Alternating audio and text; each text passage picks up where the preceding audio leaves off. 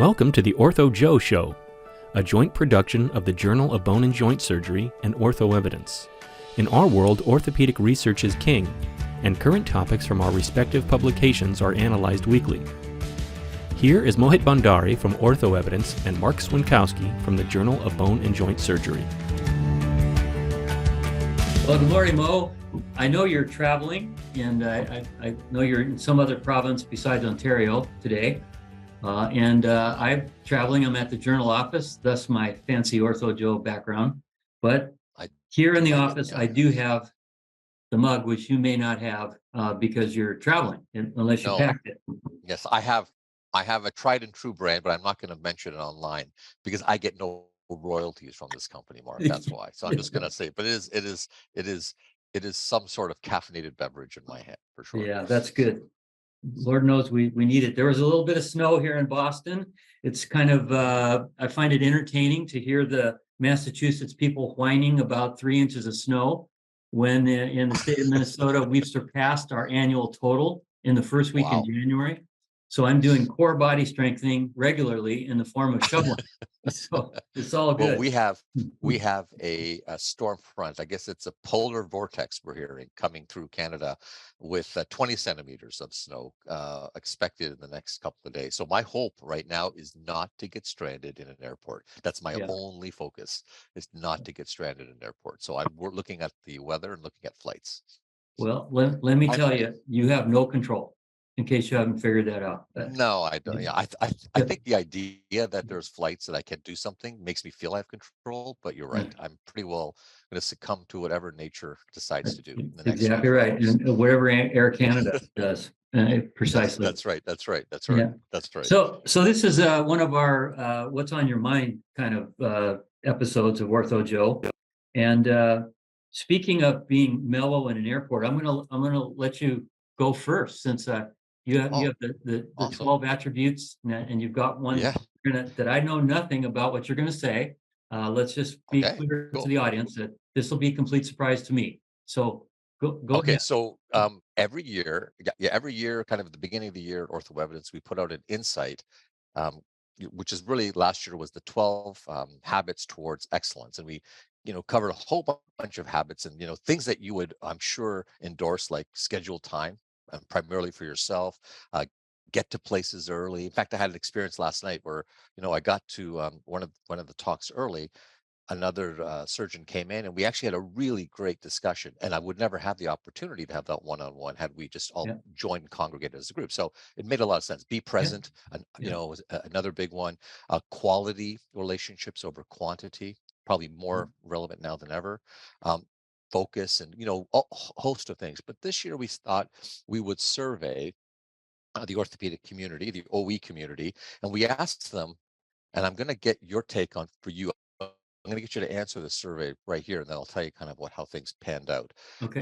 But we asked in 2023, what's the most important habit and or attribute that you want to cultivate in 2023? We asking, we had about maybe 200 and some odd responses to that particular question, and we gave a couple of options because we wanted to add one that hadn't been added. One was I want to be more humble, so exercise humility. I want to be more kind, or exercise kindness, or I want to be more focused in the context of setting a vision and having a vision in 2023. So how would you answer that one, Mark?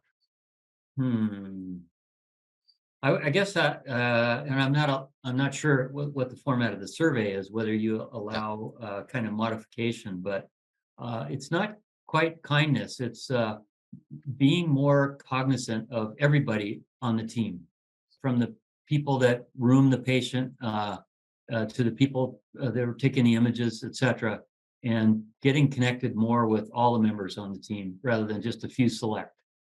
So I think that's kind of kindness, right?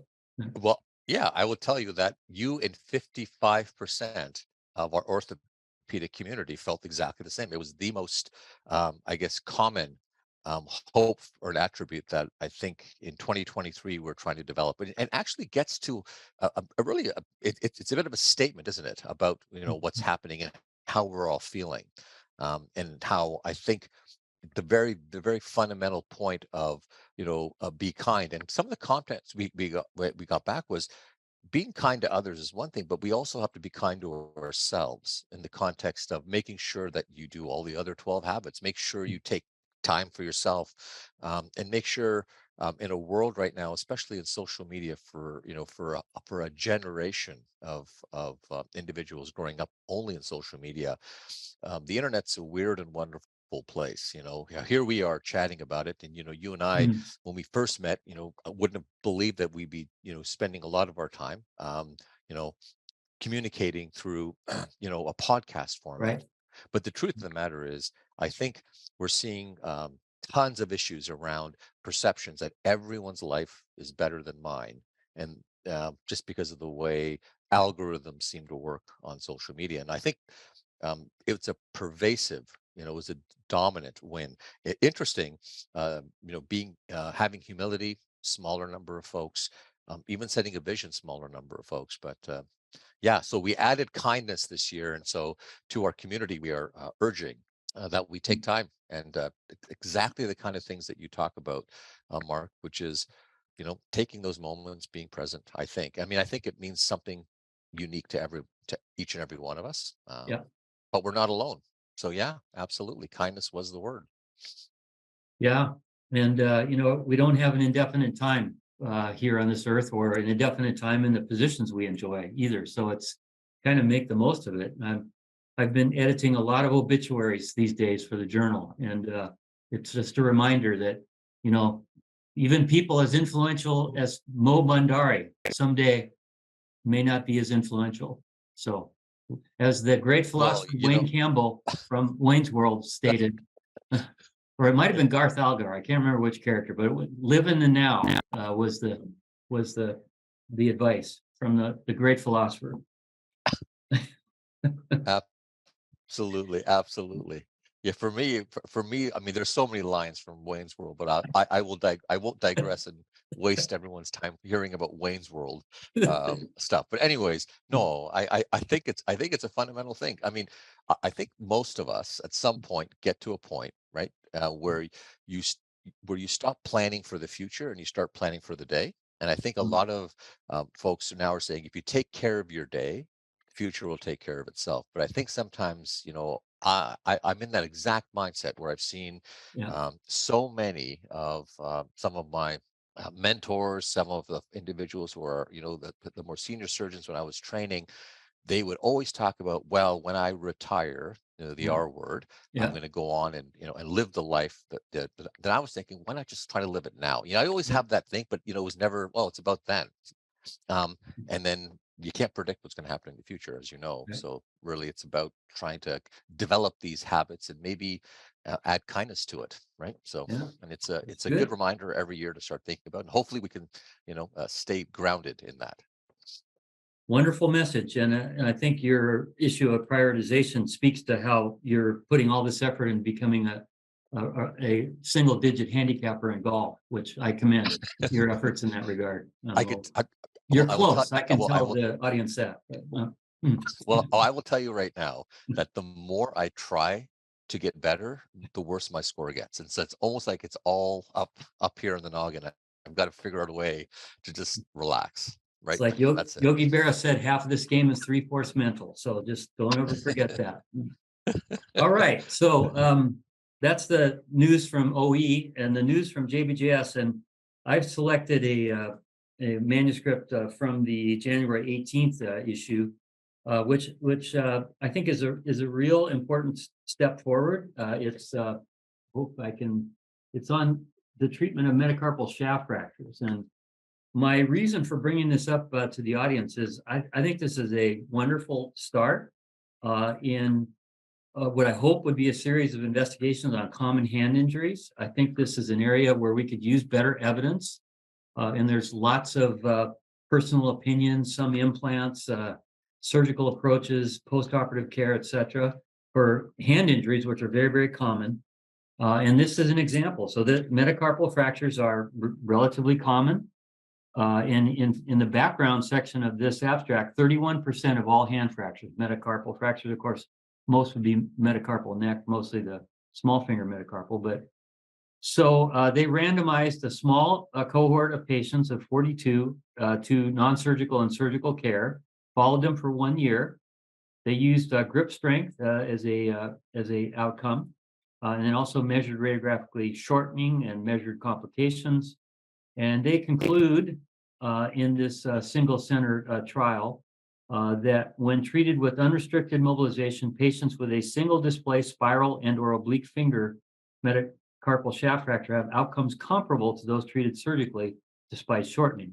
And they also did some costs, and costs are substantially higher for surgical treatment, and sick leave is significantly higher in the operative group. So small trial, and I know I had you look at this, and maybe I could get you to comment on the issue of small trials and how this could be done perhaps in a multi-center format. Yeah, I think the first thing I would say is that I did do a quick search as well on Orthoevidence to see, just what is our body of hand literature, and it is really small. Yeah. In terms of the high quality work, which would be the randomized trial clinical data, we see lots of stuff on the rehab side, but in the surgical domain, we're not seeing a lot of trials, and the trials are often operative A versus operative B, for example. Yeah. But And that most being said, often distal radius I or think the carpal first thing I'd tunnel. always say is you always congratulate, yeah, yeah. Yeah. And I would say that we mostly, like, first of all, I would congratulate, right? I would congratulate any author that undertakes a clinical trial. And then I'd also say, what can we learn from, this particular trial? Well, I think, they used an interesting design, a non-inferiority design. And so the question is, how close do two treatments have to be? They suggested that if you're, within 85% of the grip strength, we're pretty good. Now, some might argue, you want to be closer, if you're looking at, depending on the individual and how important that is. But from the reality, what variation is, they made a pretty good argument there. But I think the biggest challenge, and the challenge we faced every time we do a trial, and before we came live, Mark, we were literally somewhat joking about how, no matter what sample size calculation we put forth on our own work, I just say, what's the maximum number of patients we can actually recruit? Because more than likely, our estimates of sample size are, however we've engineered them, are likely going to be off, right? Because it's the best guess. Yeah. So one might argue in this particular case that 40 patients is good, that you're able to show that you can recruit. And wouldn't it be really great if larger groups, networks come together to try to confirm, or refute, I guess, the work that's being done in some of these other trials. I do think it's going to start with networks, and so there has to be a group or association deciding that we're going to lead this way, and start that. And it starts just like that, right? You just need one pragmatic trial to get enough people behind it to move it forward. And we've seen that happen, as you know, in trauma. We've certainly seen that happen in oncology. We've seen that happening, in total joint replacement, in sports. We're starting to see it in a whole bunch of areas. And I mean, I would hope, and I'm sure there are groups, really, successful groups in hand surgery also doing this work.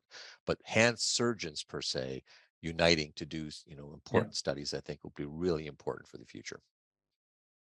Couldn't agree more. And that's one of the reasons why I wanted to talk about this, to encourage that community to do more multi-center trials and form these groups and really get us some higher level of evidence we can use to make treatment decisions for these very common injuries. So Mo, I want to thank you for reviewing that manuscript and for going back to the 13th element of importance from OE, and for mindfulness in your planning. But I've seen your postings on hacking through the ice and getting into ice water for 5 minutes, and that one I just have to be really honest with you and our audience that I'm hesitant. I'm really hesitant to follow your lead. So But you know what? You got to do is you have to go down the wormhole that is Wim Hof on YouTube, and then you will see just how it goes from that sounds crazy to within 5 minutes I've got a pickaxe and thinking I'm doing this, right? And then you're in the water thinking, has it been like a minute? And it's been literally 10 seconds. It's been literally 10 seconds. But anyways, Well, I'm going to have to work up the courage. I'm I'll think sure that about it. there have to be. In fact, we should get. There's got to be folks who are listening who are using, cold water ice Yeah. bath treatment. Well, I'm There've got sure to of be. it. Yeah, I'm yeah. sure of it. But Right, in right. your video, the ice you're hacking through was like Yeah. inches. It's Oh feet no, it's where I live. yeah, yeah, So yes, yeah. Right. It's significant. I mean, part of that is just distracting me from being in the water. Like, because if you're sitting in the water, it's cold. It's really cold, and I don't have the mental fortitude to stay in too long. But anyways, all right. it's all good. Good. It's all good. Well, go have a dip when you get home and Mm, finish your cup of Joe. I will. Great I will. chatting as You too. always. Right. Take care, Mo. Nice talking. Bye. Bye bye.